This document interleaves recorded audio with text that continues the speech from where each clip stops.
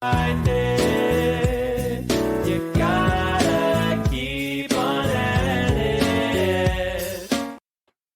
Hi, everybody. This is Bob Goodwin, founder of Career Club, and welcome to another episode of Career Club Live. If you're not familiar with Career Club, please check us out at career.club. Today, we wanted to focus on a new offering from Career Club called Next Placement, Career Club's answer to the traditional outplacement category, where we're taking a more empathetic, human-centered approach to help colleagues who are transitioning to the next stage of their career. So again, please check us out at career.club. Today, we are especially pleased to welcome Katy George from McKinsey. Katy is a senior partner as well as chief people officer and a leader in the firm's operations practice. Katy is responsible for McKinsey's global people functions, which includes professional development and learning, recruiting, HR, performance evaluation, people analytics, and other core capabilities. Wow. She's also a member of the Shareholders Council, the firm's equivalent of the board of directors, and the firm's 15-person global leadership team. So with that, welcome, Katy. It's wonderful to be here, Bob. Thank you. No, thank you so much. Where do we find you today? Where you look like you might be traveling? I am traveling. I'm actually in Brooklyn, New York, which isn't too far from my house in New Jersey. But I'm here where we actually are gathering a group to elect our future senior partners. So very important this week. That is a big day. So, well, again, we are just especially pleased to have you today, Katy. The firm is extremely well regarded. It's the creme de la creme of the consulting firms. And as the chief people officer, I'm very much looking to our conversation here in just a minute. But before we get to that, as is our wont, we like to do just a little bit of an icebreaker so folks can get to know you personally. So where were you born and raised? I was born and raised in Elmhurst, Illinois, which is a suburb about 20 miles west of Chicago. Awesome. And has, I think, the best pizza in the world, Roberto's and Nancy's stuffed pizza. So if you want great Chicago pizza, thin and thick crust, you go to Elmhurst. Nice. And that's flexing, considering you're saying that in Brooklyn, of all places. I know, that's very true. Exactly. Fighting words in Brooklyn, for sure. Yeah, clearly. So where did you go to university? I went to Oberlin College in Ohio. Okay, so we're in Cincinnati, as you know. So how the heck did you find Oberlin College? Well, actually, their choir used to come and tour, and Oberlin has a wonderful conservatory of music, and I'm a singer, and I always sang in the choir as well as other musical comedies and things like that. And they would come with their choir once a year to our school, and so I was really excited about potentially joining their choir in their music program, and found out they also had a great college, and so that's where I ended up. Now, I think you have one other degree that you might want to tell people about. I then later went to Harvard and did a PhD in business economics, where I studied labor economics and operations management. Wow, that's very impressive. Just a little bit about your family, Katy. You mentioned that you guys are in New Jersey. Yeah, I have a husband, Paul, and one son, Peter, who is 23. So he graduated from Boston College just last spring. And has his first job. He's living in Virginia, working for a law firm. Yay, getting kids off the payroll is a good thing. Exactly. We have 4 and we're free at last. Do you mind sharing just a little bit about your career arc, Katy? Sure. I interestingly had applied to McKinsey even from Oberlin College, but was turned down. I really didn't understand a lot about business and business language, but had a really wonderful conversation with a couple of different partners in our Cleveland office who said, "You might love what we do. Come back to us when you're ready." So I did a couple of years of work with a economic consulting firm doing antitrust and pricing analysis, et cetera, which was interesting and prepared me for my PhD. And then in my PhD work, did a much more applied work, looking at how companies organized for manufacturing, different production systems, different workforce approaches, really cared a lot about labor force issues.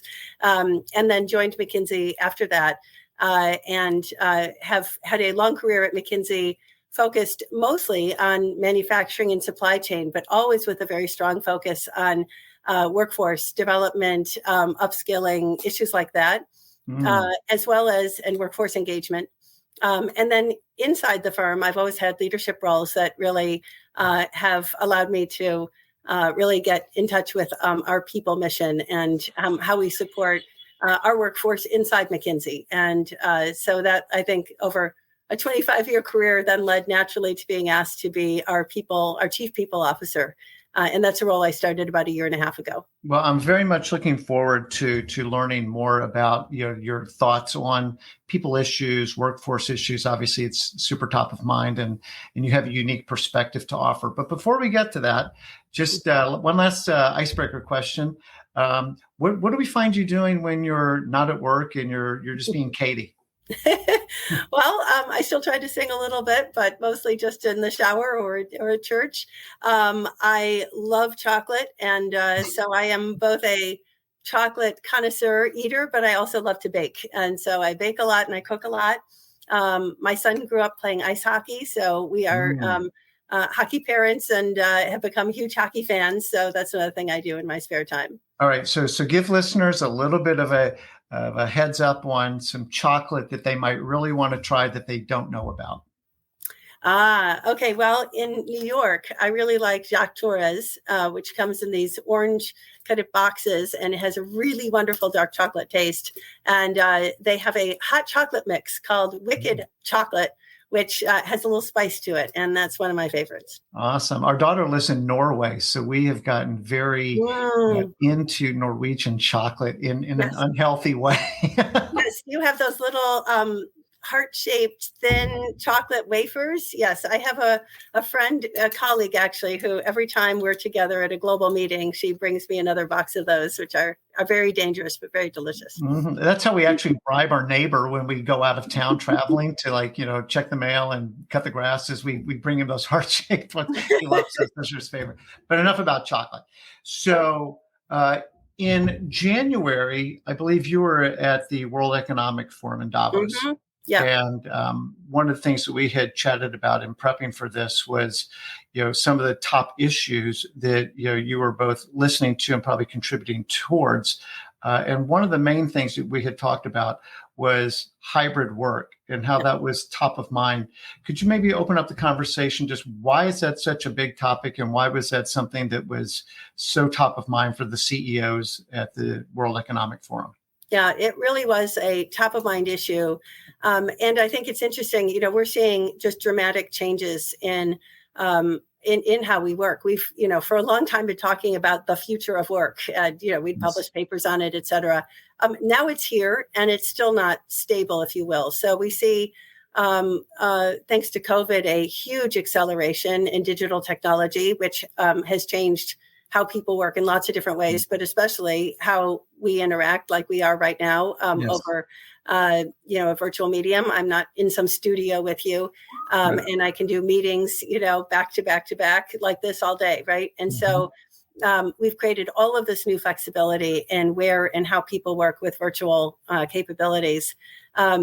But there are some real downsides and some concerns about whether we can monitor people's productivity as effectively as we could when they were in the office, whether we are creating a sense of belonging, whether we're connecting people to purpose, whether people have the same career development opportunities.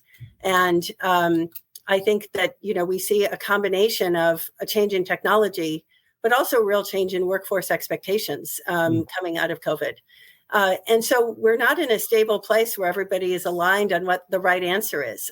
We have companies that are insistent that everybody get back to the workplace and kind of go back to how things were. And we have other companies that are just as insistent that a purely virtual workforce could be perfectly satisfactory and everything in between. Yeah, I was reading just this morning, I think it was, in the journal where it was talking about in Europe that going back to office is like almost 90% or something like that. And in the US, it's probably closer to 70. And it kind of is between some ranges, but obviously significantly higher in other parts of the world. Is that jibe with what you guys are seeing? We're seeing exactly the same thing. So what we've been trying to do is say, what we really care about for our teams is that we solve for really good outcomes. There's been lots of polling of colleagues and employees about what you prefer or how important is flexibility. And that is actually, of course, very important. I think that the demand for flexibility is not going to go away, even if we do continue to see a change in the balance of power, if you will, between employers and employees. I think the demand for flexibility is here to stay. And we can offer flexibility because of the changes in technology and work practices. But what we are trying to do is really understand what's driving the outcomes that we care about. When do we get the best client or customer feedback? When do we see the best skill acquisition and development of our colleagues? When do we see the most kind of fun, and kind of sense of purpose? And when do we see the best retention, frankly? And what we are seeing is that there is kind of a happy medium that when our teams are together for about 50% of the time, not a 2-day-a-week kind of rule, but over time are getting together about 50%, we see a real reduction in attrition. And we see an increase in personal development and the ability to create new experiences, new skills.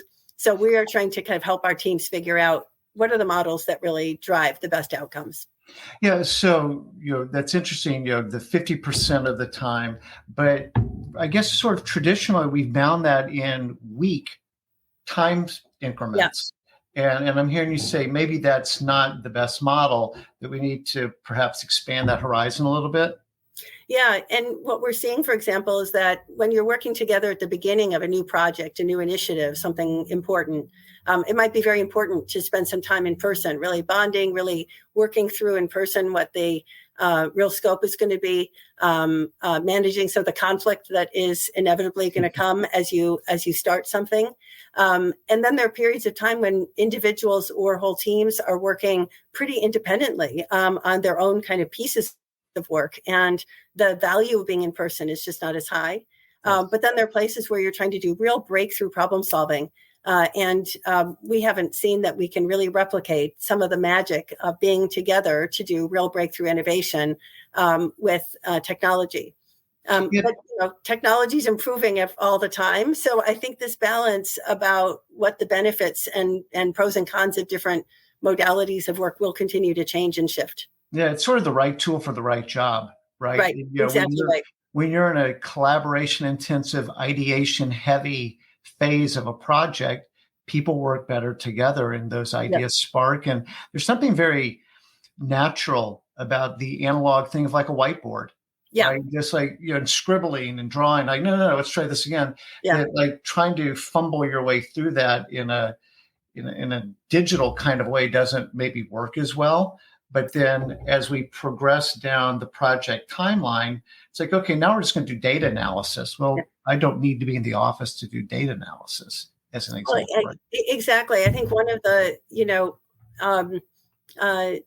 issues that companies have faced when they've tried to mandate people getting back together is that people come back into an office to do exactly the same work they were doing at home, but potentially less comfortably and with the irritation of a commute and with less flexibility to manage their work around their personal demands as well. But we do see, to your point, we are getting better at virtual collaboration. So I don't think that the virtual whiteboards are quite as good as a whiteboard, on a wall in a conference room yet, but they will get there.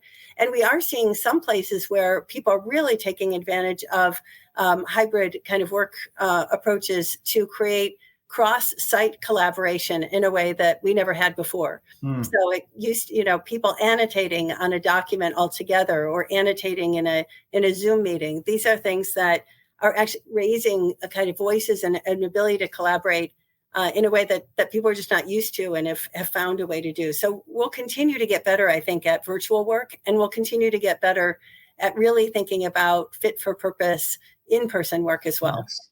Well, and that's probably the best way to put it, Bo, when it's fit for purpose. Like, what are we trying to accomplish? And then, as you said earlier, being outcome oriented. Right. Yeah. So let's focus on what are we actually trying to do here, and then make that sort of the king measure. Are we actually accomplishing what we set to accomplish?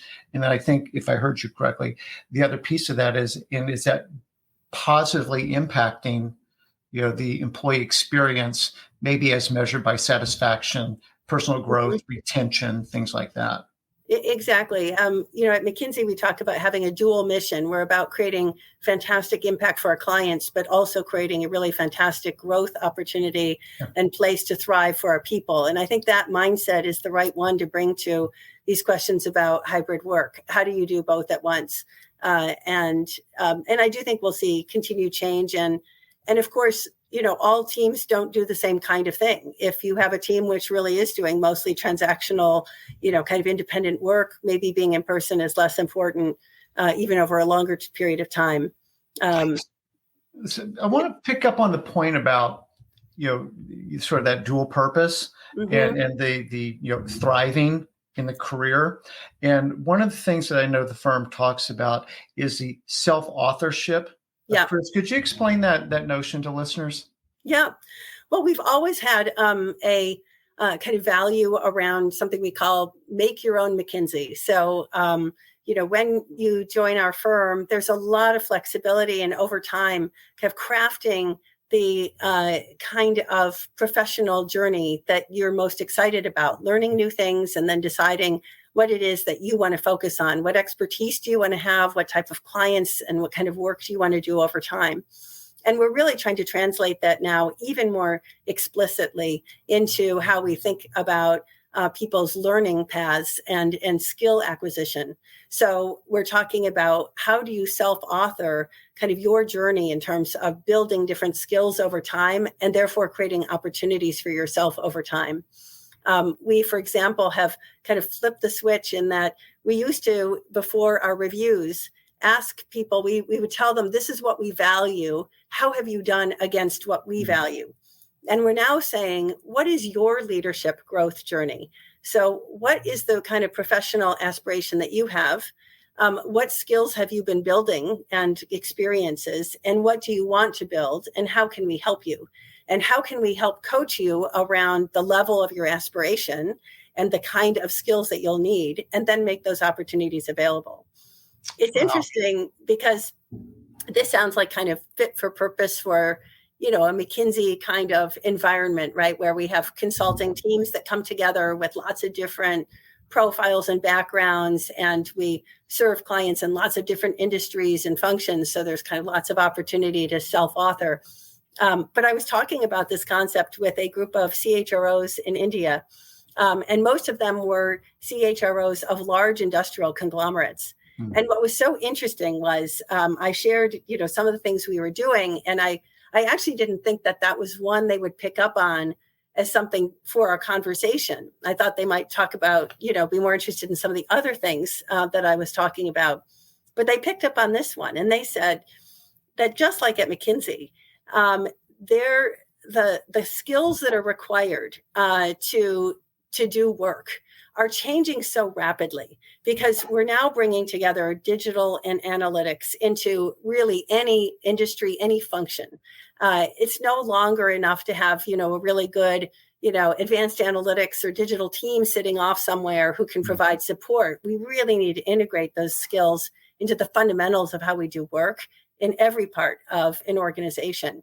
And so as they were talking about how do they upskill folks, and how do they stay abreast of all the rapid changes in how work happens and what technology is, they talked about how important it was that people really take more responsibility for self-authoring their own path and adapting their skills to what they see as needed, because things are moving too fast and there's too much complexity to have some HR group sit in some conference room writing out career paths. And it is solving for flexibility and kind of autonomy, which we know is a huge motivator for human beings, and therefore, for our workforces. But we're also solving for creating a talent model that is really dynamic and that is flexible and changes kind of much more organically in response to the needs of the organization. So we're gonna pause here for a minute. We're talking about self-authorship and the very dynamic nature of the Mhm. skills that are required, the technology that is available, and really just having more agency Right. over one's career. Mhm. And just to put a bow on the point you were just making, we work with a licensed counselor, and with some of our clients that are experience a loss and they need to really kind of get to a healthier place Mhm. mentally, emotionally. Mhm. And one of the biggest drivers of stress, fear, depression is a sense of a lack of agency. So Right. when you say make your own McKinsey, Mhm. I'm smiling because the name of our course that we provide, our curriculum that we provide our clients, is called Make Your Own Weather, because Oh, it's sort of the same idea, yeah. is that all these things can be happening and it's all true. And I can't stop AI and I can't stop, technology. I can't stop hybrid, whatever is happening externally, but I still have a lot of agency. I can always control my attitude. I can always control my actions. And it's very liberating for people Mhm. to feel like things aren't just happening to them, but they actually have a very strong voice in where their path goes. So that resonates quite a bit. Yeah, and I think we're all, and we've done a lot of research on the Great Resignation, right? That COVID, uh, have created, and we're now talking about it as the Great Renegotiation because we don't see that things are going to flip all the way back to how they were, and we see that. When we poll people who left the workforce and what would it take to get you back, because we still have record low unemployment and huge gaps in terms of being able to bring in people with the skills we need across industries, even while we're seeing layoffs in other industries. So we still have this very interesting and kind of unusual mix in the labor market. So when we study people who have left and we're talking about what would it take you to bring you back, they talk about purpose, they talk about flexibility and autonomy, agency, to your point. And then they talk about the ability to create a real career. And they no longer see it as, I want some parental kind of company to create a career for me. They now see that they have a lot more flexibility to do things themselves, self-employment, gig economy, Yes. moving from one place to another. And what they're trying to do is build the skills and the kind of opportunity to make things better for themselves and grow in their roles over time. And so I think that this is quite important. I've always liked Daniel Pink's book, where he summarizes kind of what drives people's motivation into three things. It's about autonomy, it's about mastery, right? Skill mastery, and it's about purpose. And I do think that COVID has just shown a real spotlight on all three of those and given, I think, workers across many different types of jobs and many different industries kind of the sense that they can solve for those things and should take things, and should expect that from employers. Yeah, so it's really interesting. Sort of those three. I'm a huge Dan Pink fan too. We end up talking a lot about to sell as human Mm-hmm. because our philosophy is around a career transition is that you're selling yourself, and if you haven't been skilled in how to sell and what is sales really, so we like Dan Pink a ton. But those three circles, what resonates with me on that, it's kind of a hedgehog concept, if I could borrow back from Good to Great, right, with Jim Collins. Like, mastery is what am I really good at, or what can I be the best in the world at? Purpose is passion. What do I care about? What Mm-hmm. am I interested in? Because I have to be curious. I have to want to continue to learn more about Yeah. something because I'm actually interested in it. Yes. And then your third circle there is the autonomy one. And I want to have a sense of control over all this. And the Venn diagram of those three circles is the sweet spot. I love that you brought up kind of the learning aspect. One of the other things we're talking about is that at McKinsey is that we have to reinvent apprenticeship. So, it used to be that apprenticeship was the older person like me, teaching the young person coming in, the skills of how to do this job, how to be a consultant, et cetera. And that's true, across lots of different industries. I see that also in my clients with frontline manufacturing, right? How do the people who've been around for a while kind of teach the art of the manufacturing to the young people coming in? And now we see some of the people coming into, whether it's McKinsey or manufacturing, as having kind of the digital capabilities, the fluency with digital tools, with data, and they're coaching the people who've been around for a while. So we've talked about how apprenticeship now really is two-way. And one of the things we say is everybody is a learner and everybody is a teacher every day. And this whole notion of a mindset of learning through your whole career, I think, is just more important than ever right now. Now, that mutuality is really, really important. And I had a conversation with one of my colleagues literally yesterday, and he's 25. And yes, it's true on the technology stuff, but what we were actually talking about was just communication styles, intergenerational communication styles. Yes. Something as simple as thumbs up, smiley face emojis actually means something different, almost in a snarky way, to Gen Z versus my dad uses smiley faces all the time and it bugs me. Like, why does that bug you? Well, because the way that Gen Z might interpret a smiley face or a thumbs up, I mean, so it's not even technology exactly. It's just how to communicate in a way that, the other person can receive what and not misinterpret what you're actually trying to say. Well, it's interesting. One of the things that I find interesting about Gen Z is the studies that shown that they also problem solve in different ways, in that they are used to using social media to crowdsource solutions to things. So they're much faster at networking and finding ideas and bringing them together, which of course is a wonderful skill to have. And so there really are, to your point, both, technology related things, but also I think, mindset, cultural, generational things to learn. And I'm sure that's been true, forever. Every generation can learn from the next one. That crowdsourcing is funny. That I think we used to call that market research. Right? Yeah, but this is market research kind of through your friends. Let's go ask 1,000 people and see what they said. Okay. So we're going to pause here for just a minute and pick up the conversation. But this has been fascinating so far. And in the next part of the conversation, we'll pick up on skills architecture, if that's okay. Okay, great. Cool. Thank you.